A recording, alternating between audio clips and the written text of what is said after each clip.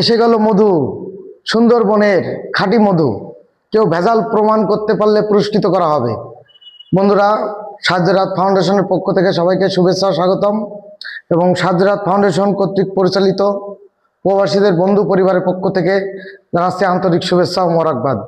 বন্ধুরা, আমরা বলেছিলাম যে ঈদ বাজার উপলক্ষে আমরা যে এতিম, অসহায় ও দুস্থদের মাঝে ঈদ বাজার দিই, অর্থাৎ যারা ঈদের দিন চুলা জ্বালানোর ক্ষমতা যাদের নাই, কুরবানির ঈদে বিভিন্ন বাসা থেকে মাংস পাই, কিন্তু এই রোজার ঈদে কেউ সেটা পায় না। আমরা বলেছিলাম যে এবার হিউজ একটা অপরচুনিটি থাকবে আমাদের, যে ঈদ বাজারের জন্য এক্সট্রা কিছু ইনকাম, যেটা আমাদের সাহায্যরাত ফাউন্ডেশন থেকে বিভিন্ন প্রোডাক্ট বিক্রি করে আমরা করব। আলহামদুলিল্লাহ, আমরা খেজুরের গুড় বিক্রি করে যথেষ্ট পরিমাণ প্রফিট পেয়েছি, সেটা ফান্ডে জমা দেওয়া হয়েছে। এখন আমরা সুন্দরবনের খাঁটি মধু দেখতে পারেন, একেবারে খাঁটি ফ্রেশ সুন্দরবন থেকে আমরা সংগ্রহ করে নিয়ে আসছি আমাদের লোকের মাধ্যমে। তো এই মধুটা আমরা প্রবাসীদের বন্ধু পরিবারের পক্ষ থেকে আনার ব্যবস্থা করেছিলাম।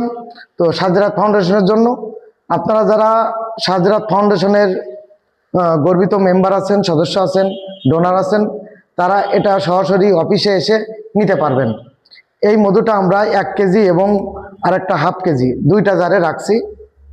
তো 1 কেজি এবং হাফ কেজি এই দুইটা, এই বিক্রিকৃত যে লভ্যাংশ, এটা আমরা ঈদ বাজার উপলক্ষে আমাদের যে বাজার করতে হয় ওই ফান্ডেই জমা পড়বে।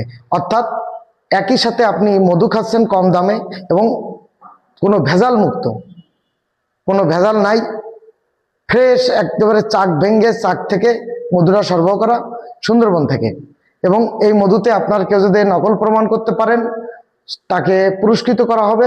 পাশাপাশি এই মধুটা আমরা বিক্রি করব 1400 টাকায়। আবার পাশাপাশি কেউ যদি আপনারা আমাদের এখান থেকে মধু নিয়ে কোনো জায়গায় সেল করতে চান, 1500 বা 1600 টাকা করে আপনি 200 টাকা করে প্রফিট রাখলেন বা 100 টাকা প্রফিট রাখলেন, আবার আমাদের কাছে টাকাটা দিয়ে গেলেন। কোনো বেকার ভাই বা বন্ধু যদি থাকেন, আমাদের সদস্য বা আমাদের এলাকাবাসী কেউ যদি এমন কেউ থাকেন, সেও চাইলে তার কর্মসংস্থানের ব্যবস্থা করতে পারেন, তার কোনো পুঁজি লাগবে না। তো এই সুবিধাটা আপনাদের থাকছে, তাহলে একসাথে আপনারা 4টা সুবিধা পাচ্ছেন। 1, খাঁটি মধু খাচ্ছেন ভেজাল মুক্ত। এরপরে আপনি সাহায্যরাত ফাউন্ডেশনে দান করতেছেন। 3, আপনার কর্মসংস্থান হচ্ছে। 4, এই